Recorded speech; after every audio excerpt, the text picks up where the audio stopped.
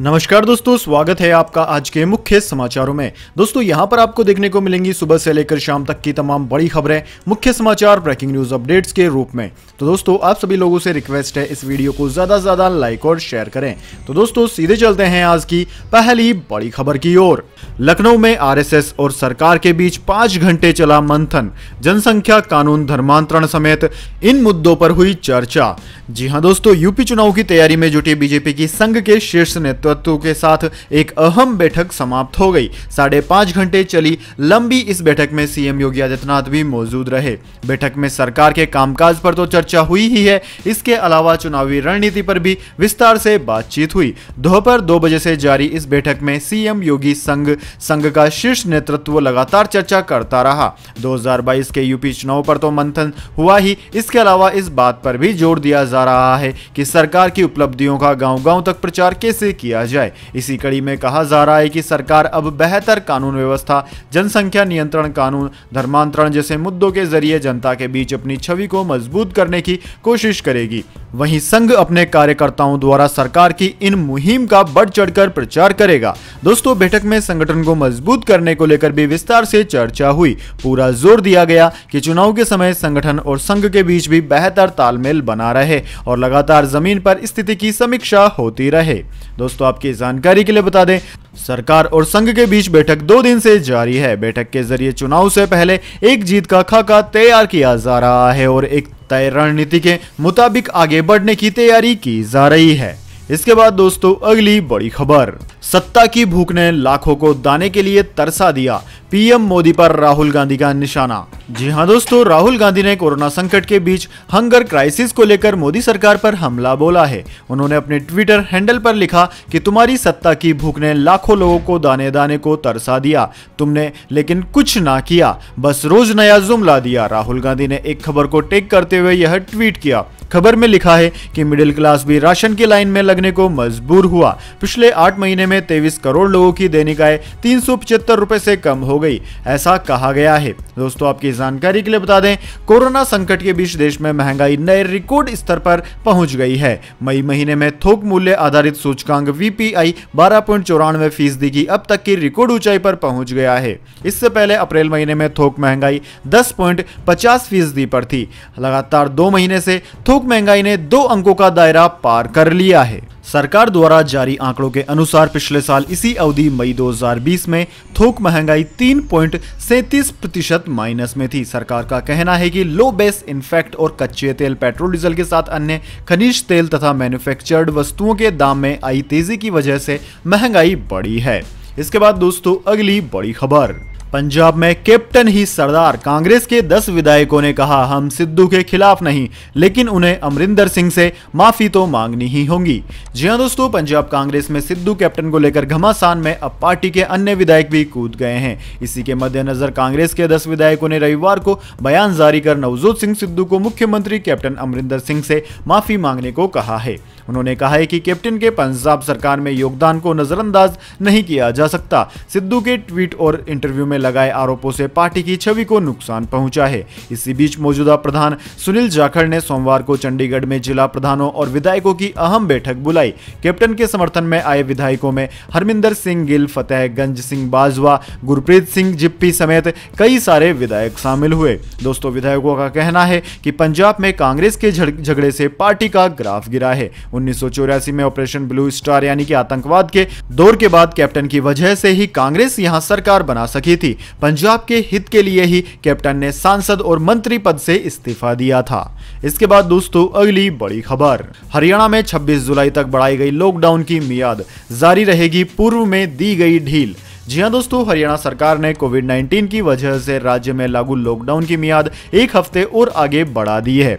अब यह 26 जुलाई तक प्रभावी रहेगी। हालांकि रेस्तरां, बार और क्लब को ढील दी गई है और अब उन्हें 1 घंटे अधिक यानी कि रात 11 बजे तक खुला रखा जा सकेगा। दोस्तों रविवार को राज्य के मुख्य सचिव विजय वर्धन द्वारा जारी आदेश के मुताबिक महामारी अलर्ट सुरक्षित हरियाणा का विस्तार 1 सप्ताह और 19 जुलाई से 26 जुलाई तक कर दिया गया। आपदा प्रबंधन अधिनियम 2005 के तहत मुख्य सचिव द्वारा जारी आदेश में कहा गया है कि रेस्तरां और बार को अब सुबह 10 से रात 10 बजे के बजाय सुबह 10 से रात 11 बजे तक 50% क्षमता के साथ खोलने की अनुमति होगी। यह रियायत मॉल और होटल में मौजूद रेस्तरां और बार को भी मिलेंगी। इसके बाद दोस्तों अगली बड़ी खबर, अखिलेश यादव ने कहा मुद्दों से लोगों का ध्यान भटकाने के लिए संघ और योगी सरकार साजिश रच रही है। जी हां दोस्तों, उत्तर प्रदेश के पूर्व मुख्यमंत्री अखिलेश यादव ने अब संघ की ताबड़तोड़ बैठकों पर निशाना साधा है। समाजवादी पार्टी के अध्यक्ष ने कहा कि यूपी बचाने के लिए संघ चिंतन मनन कर रहा है, लेकिन अब समय खत्म हो चुका है। योगी आदित्यनाथ की सरकार को अब कोई ताकत नहीं बचा सकती। हाल ही के दिनों में चित्रकूट, वृंदावन और लखनऊ में आरएसएस के बड़े नेताओं की बैठकें हुई। चित्रकूट में तो संघ प्रमुख मोहन भागवत ने सप्ताह भर के लिए डेरा डाल दिया था। यूपी के पूर्व सीएम अखिलेश यादव ने कहा कि संघ और योगी सरकार मिलकर ऐसी साजिशें रच रही है जिससे जरूरी मुद्दों से जनता का ध्यान भटक जाए। किसान, मजदूर, बेरोजगारी और कोरोना की दूसरी लहर के बाद बेहाल हुए लोगों पर बहस ही न हो। अखिलेश यादव की माने तो संघ इन बैठकों के जरिए इसी रणनीति पर काम कर रहा है। लोकसभा की बैठक में शामिल होने के लिए अखिलेश यादव दिल्ली निकल गए हैं। इससे पहले लखनऊ में उन्होंने पार्टी नेताओं के साथ कई दौर की बैठक की। इसके बाद दोस्तों अगली बड़ी खबर, देश भर में भारी बारिश का अलर्ट, दिल्ली में जमकर बरसे बादल, यूपी, राजस्थान समेत 8 राज्यों में 2 दिन जोरदार बारिश का है अनुमान, कई जगह बाढ़ और लैंडस्लाइड का खतरा भी। जी हां दोस्तों, देश में मानसून रुक रुक कर एक्टिव हो रहा है। इसने कई जगहों पर तबाही मचा रखी है। कई जगह लोग अब भी बारिश का इंतजार कर रहे हैं। मुंबई में भारी बारिश के बाद चेंबूर और विक्रोली में लैंडस्लाइड में 22 लोगों की मौत हो गई। यहाँ 5 मकान भी ढह गए। वहीं दिल्ली में भी कई इलाकों में सोमवार को जमकर बारिश हुई। लंबे समय बाद हुई झमाझम बारिश के बाद लोगों को गर्मी से राहत मिली। मौसम विभाग की माने तो अगले 2 दिन देश के कई राज्यों में जबरदस्त बारिश होने के आसार हैं। इसके मद्देनजर उत्तराखंड, हिमाचल प्रदेश, हरियाणा, चंडीगढ़, दिल्ली, उत्तर प्रदेश, बिहार और राजस्थान के लिए येलो अलर्ट जारी किया गया है। वहीं दोस्तों अगले 24 घंटे के लिए मध्य प्रदेश, जम्मू कश्मीर, लद्दाख और पंजाब के लिए भी येलो अलर्ट किया गया है। वहीं दोस्तों शिमला के मौसम विभाग ने शनिवार को चेतावनी दी थी कि अगले 3 से 4 दिन में राज्य में भारी बारिश के चलते जमीन धंसने की आशंका है। विभाग ने अलर्ट जारी करते हुए कहा कि लैंडस्लाइड के चलते कई स्टेट और नेशनल हाईवे जाम होने वाले हैं। नदी नालों में उफान भी आ सकता है। इसके बाद दोस्तों अगली बड़ी खबर, तालिबानी लड़ाकों को आईएसआई का निर्देश, अफगानिस्तान में भारत की बनाई संपत्तियों को करें टारगेट। जी हां दोस्तों, अफगानिस्तान में आतंकी गुट तालिबान में बड़ी संख्या में शामिल हुए पाकिस्तानी लड़ाकों को बीते कुछ वर्षों में युद्धग्रस्त अफगानिस्तान में भारत द्वारा निर्मित संपत्तियों को टारगेट करने के लिए कहा गया है। यह निर्देश इंटर सर्विसेज इंटेलिजेंस यानी कि आईएसआई द्वारा दिया गया है। दोस्तों आपकी जानकारी के लिए बता दें, भारत सरकार ने पिछले 2 दशकों से अफगानिस्तान के पुनर्निर्माण के प्रयास में 3 मिलियन अमेरिकी डॉलर से अधिक का निवेश किया। डेलाराम और जरांज सलमा बांध के बीच 218 किलोमीटर की सड़क और अफगान संसद भवन, जिसका उद्घाटन 2015 में किया गया था, अफगान लोगों के लिए भारतीय योगदान के सबसे बड़े प्रतीक हैं। एक अनुमान और इनपुट के अनुसार अशरफ गनी के नेतृत्व वाली अफगानिस्तान सरकार के खिलाफ तालिबान के हमले का खुलकर समर्थन करने के लिए 10,000 से अधिक पाकिस्तानियों ने अफगानिस्तान में युद्ध क्षेत्र में प्रवेश किया। इनपुट के अनुसार पाकिस्तानी और तालिबान लड़ाकों को विशेष निर्देश के साथ भारत द्वारा निर्मित संपत्तियों को टारगेट करने और वहां भारतीय सद्भावना के किसी भी संकेत को मिटाने के लिए भेजा गया है। अफगानिस्तान की निगरानी करने वाले सरकारी सूत्रों ने न्यूज एजेंसी ANI को यह जानकारी दी है। इसके बाद दोस्तों अगली बड़ी खबर, petrol diesel price today, petrol diesel की नई कीमतें जारी, देश के कई शहरों में कीमतें 113 रुपए को कर गई हैं पार।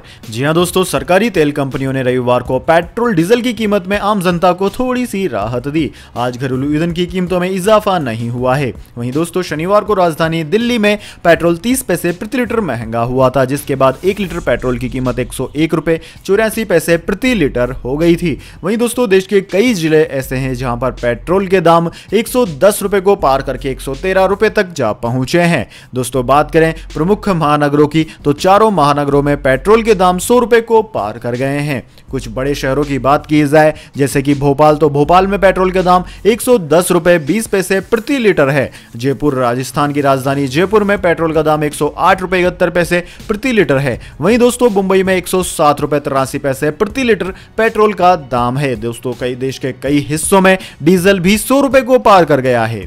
इसके बाद दोस्तों अगली बड़ी खबर, चीन के पहले मंकी बी वायरस से संक्रमित शख्स की मौत, जानिए कितना है घातक। जी हां दोस्तों, चीन की राजधानी बीजिंग के एक एनिमल डॉक्टर यानी कि पशु डॉक्टर में मंकी बी वायरस के रूप में चीन के पहले मानव संक्रमण मामले की पुष्टि की गई थी। अब वायरस से उसकी मौत हो गई है, लेकिन मरीज के करीबी फिलहाल इस वायरस से सुरक्षित हैं, उनमें यह वायरस नहीं पाया गया है। दोस्तों, 53 वर्षीय पशु चिकित्सक जो गैर मानव प्राइमेट्स पर शोध करने वाली संस्था के लिए काम करते थे, में मार्च की शुरुआत में 2 मृत बंदरों को विच्छेदित करने के 1 महीने बाद मितली और उल्टी के शुरुआती लक्षण दिखे। चीन सीडीसी वीकली इंग्लिश प्लेटफॉर्म द्वारा Chinese centre for disease control and prevention ने शनिवार को इसका खुलासा किया। यह वायरस बेहद खतरनाक है क्योंकि इससे संक्रमित लोगों में मृत्यु दर 70 से 80% है। शोधकर्ताओं ने अप्रैल में पशु चिकित्सक के सेरेब्रोस्पाइनल फ्लूइड को एकत्रित किया और उसे मंकी वायरस बीवी के लिए पॉजिटिव पाया।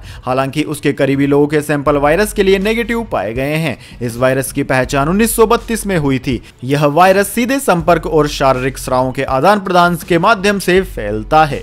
इसके बाद दोस्तों अब जान लेते हैं पूरी दुनिया और भारत में क्या है कोरोना महामारी के हालात। सबसे पहले दोस्तों बात कर लेते हैं पूरी दुनिया की। तो दोस्तों पूरी दुनिया की बात की जाए तो पूरी दुनिया में इस वक्त तक इस महामारी के संक्रमितों का आंकड़ा 19,01,73,000 को पार कर गया है, जबकि दोस्तों इस महामारी से मरने वालों की संख्या 40,85,000 के पार है। दोस्तों इस महामारी से सर्वाधिक प्रभावित देशों की बात की जाए तो उनमें America, India, Brazil, Russia, France, Turkey, United Kingdom, Argentina, Colombia, Italy, Spain आदि देशों का नाम आता है। इसके बाद दोस्तों जान लेते हैं क्या है भारत के हालात, लेकिन उससे पहले मेरी आपसे एक छोटी सी रिक्वेस्ट है। अगर दोस्तों आपको अभी तक हमारी न्यूज़ पसंद आई तो इसे एक छोटा सा लाइक जरूर दे दें, और अगर आपको पसंद नहीं आई है तो बेशक आप डिसलाइक भी कर सकते हैं, लेकिन दोस्तों लाइक और डिसलाइक जरूर कीजिए, क्योंकि दोस्तों यही हमारी मेहनत का फल होता है और इसी से हमें पता चलता है कि आपको हमारी वीडियो पसंद आई है या नहीं। तो दोस्तों जल्दी से जान लेते हैं क्या है भारत के हालात। दोस्तों भारत में इस वक्त तक इस महामारी के संक्रमितों का आंकड़ा 3,11,06,000 को पार कर गया है, जबकि दोस्तों इस महामारी से मरने वालों की संख्या 4,13,000 को पार कर गई है। दोस्तों पिछले 24 घंटे की बात की जाए तो बीते 24 घंटों के दौरान भारत में 41,000 से ज्यादा नए मामले सामने आए हैं। वहीं दोस्तों सर्वाधिक प्रभावित राज्यों की बात करें तो उनमें महाराष्ट्र, केरला, कर्नाटक, तमिलनाडु, आंध्र प्रदेश, उत्तर प्रदेश, वेस्ट बंगाल, दिल्ली, छत्तीसगढ़, राजस्थान, ओडिशा, गुजरात, मध्य प्रदेश आदि राज्यों का नाम आता है। इसके बाद दोस्तों अगली बड़ी खबर, पेट्रोल डीजल से नहीं बल्कि देश में 100% एथेनॉल से चलेंगी गाड़ियां। पेट्रोलियम मंत्री पीयूष गोयल ने बताया सरकार का प्लान। जी हां दोस्तों, सरकार ने पेट्रोल डीजल की बढ़ती कीमतों के लिए एक नया विकल्प निकाला है। केंद्रीय मंत्री पीयूष गोयल ने सरकार का प्लान बताया कि 2023-24 तक एथेनॉल ब्लेंडिंग का टारगेट 20% रखा गया है। सरकार का लक्ष्य 100% एथेनॉल पर गाड़ी चलाने का है। गोयल ने कहा कि आने वाले कुछ दिनों में बैटरी टेक्नोलॉजी की मांग बढ़ेगी। रिन्यूएबल सेक्टर में ज्यादा विकास के कारण बैटरी इंडस्ट्री भी विकास करेगी। पीयूष गोयल ने कहा कि हमारा मकसद रिन्यूएबल एनर्जी के क्षेत्र में आत्मनिर्भर बनने का है। हम ऐसी टेक्नोलॉजी डेवलप करेंगे जिसकी मदद से पेट्रोल की जगह 100% एथेनॉल से ही गाड़ियां चलेंगी। जिनके पास इलेक्ट्रिक कार है उनसे यह अपील की जा रही है कि वे अपनी कार को सोलर एनर्जी या फिर रिन्यूएबल एनर्जी की मदद से ही रिचार्ज करें। इसके लिए भविष्य में बड़े स्तर पर चार्जिंग स्टेशन का इंफ्रास्ट्रक्चर तैयार भी किया जाएगा। इसके बाद दोस्तों अगली बड़ी खबर, मुंबई में 24 घंटे के लिए भारी बारिश का रेड अलर्ट। अब तक 30 लोगों की हो गई मौत। उद्धव ठाकरे ने बुलाई बैठक। जी हां दोस्तों, महानगर में रात भर हुई भारी बारिश के कारण मकान गिरने की घटनाओं में 30 लोगों की मौत हो गई, जिसके साथ ही वित्तीय राजधानी यानी कि मुंबई में मूसलाधार बारिश के कारण जलभराव के चलते लोकल ट्रेन सेवा तथा यातायात भी प्रभावित हुआ। इसी बीच मुख्यमंत्री उद्धव ठाकरे ने मुंबई के नगर आयुक्त IS चहल से बात की और बचाव एवं राहत कार्यों का जायजा लिया। उन्होंने अधिकारियों को बचाव कार्य के लिए राष्ट्रीय आपदा मोचन बल, NDRF, नगर पालिका कर्मियों, दमकल और पुलिस कर्मियों के बीच बेहतर समन्वय सुनिश्चित करने का निर्देश दिया। बारिश के हालात को देखते हुए ठाकरे ने शाम 6 बजे एक अहम बैठक भी बुलाई। अधिकारियों ने बताया कि पश्चिम रेलवे और मध्य रेलवे ने भारी बारिश के चलते मुंबई में उपनगरीय ट्रेन सेवाओं को कुछ समय के लिए स्थगित कर दिया तथा लंबी दूरी की कई ट्रेनों का तो मार्ग ही परिवर्तित कर दिया गया या उनका अन्य स्टेशनों से परिचालन हो रहा है। इसके बाद दोस्तों अगली बड़ी खबर, भारत में 2014 से लेकर 2019 के बीच राजद्रोह के 326 मामले दर्ज हुए, महज 6 लोगों को मिली सजा। जी हां दोस्तों, राजद्रोह पर औपनिवेशिक काल के विवादित दंडात्मक कानून के तहत 2014 से 2019 के बीच 326 मामले दर्ज किए गए, जिनमें से महज 6 लोगों को सजा दी गई। उच्चतम न्यायालय ने पिछले हफ्ते कहा था कि आईपीसी की धारा 124A राजद्रोह के अपराध का बड़े पैमाने पर दुरुपयोग किया गया और उसने केंद्र से पूछा कि वह अंग्रेजों द्वारा आजादी आंदोलन को दबाने के लिए, महात्मा गांधी जैसे लोगों को चुप कराने के लिए इस्तेमाल किए गए प्रावधानों को खत्म क्यों नहीं कर रही है। केंद्रीय गृह मंत्रालय के आंकड़ों के अनुसार 2014 से 2019 के बीच राजद्रोह कानून के तहत कुल 326 मामले दर्ज किए गए, जिनमें से सबसे अधिक 54 मामले असम में दर्ज किए गए। इन मामलों में से 141 में आरोप पत्र दायर किए गए, जबकि 6 साल की अवधि के दौरान इस अपराध के लिए महज 6 लोगों को दोषी ठहराया गया। अधिकारियों ने बताया कि गृह मंत्रालय ने अभी तक 2020 के आंकड़े एकत्रित नहीं किए हैं। असम में दर्ज किए गए 56 मामलों में से 26 में आरोप पत्र दाखिल किए गए और 25 मामलों में मुकदमे की सुनवाई पूरी हुई। हालांकि राज्य में 2014 से 2019 के बीच एक भी मामले में किसी को भी दोषी नहीं ठहराया गया। इससे यह साफ हो जाता है कि राजद्रोह का गलत इस्तेमाल हो रहा है और कोर्ट ने भी केंद्र सरकार से यही कहा है। इसके बाद दोस्तों अगली बड़ी खबर, देश में लॉन्च होगा डिजिटल बाजार, जानिए कैसे यह ग्राहक और कारोबारियों को करेगा मालामाल। जी हां दोस्तों, ऑनलाइन शॉपिंग करने वाले या फिर ऑनलाइन अपना सामान बेचने वालों के लिए एक अच्छी खबर है। दोस्तों, आने वाले समय में देश में ऑनलाइन कारोबार से लेकर ऑनलाइन शॉपिंग को लेकर बड़ा बदलाव होने जा रहा है। हाल ही में केंद्रीय वाणिज्य मंत्रालय के DPIIT विभाग ने open network digital common platform को लॉन्च करने की घोषणा की है। इसके लिए एक उच्च अधिकार प्राप्त एडवाइजरी काउंसिल का भी गठन किया जा रहा है। इससे न केवल छोटे विक्रेता और उपभोक्ताओं को जो वर्तमान में बड़ी ई-कॉमर्स कंपनियों के बंधक बने हुए हैं उनसे छुटकारा ले पाएंगे, बल्कि एक बड़े डिजिटल मार्केट या फिर ओपन नेटवर्क पर व्यापार से लेकर खरीदारी भी कर सकेंगे। इस ओपन नेटवर्क पर छोटी से छोटी और बड़ी से बड़ी ई-कॉमर्स कंपनियों को व्यापार करने की सुविधा होगी। वहीं ग्राहकों को भी जिस भी कंपनी से सस्ता और अच्छी गुणवत्ता का सामान मिल रहा है उसे खरीदने की स्वतंत्रता होगी।